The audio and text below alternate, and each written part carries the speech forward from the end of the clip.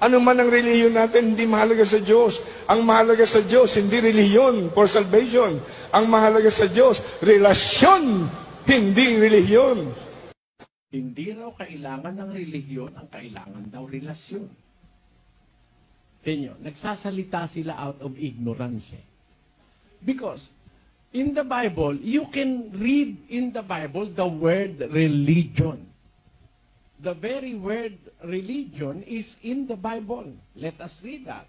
In the book of James 1:27, it says, Pure religion and undefiled before God and the Father is this, to visit the fatherless and widows in their affliction, and to keep himself unspotted from the world. Let us put that in Tagalog.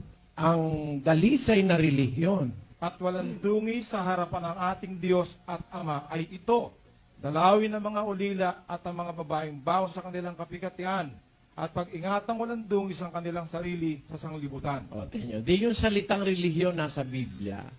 Sino ngayong matino ang isip na pastor ang magsasabing hindi kailangan na relihiyon? Nasa Biblia. Pagka po ba nasa Biblia, hindi ba kailangan yon? 4:5 ni Santiago, pakinggan nyo. O iniisip ba ninyo na ang kasulatan ay nagsasalita ng walang kabuluhan? Nagsasalita ba ang kasulatan ng walang kabuluhan?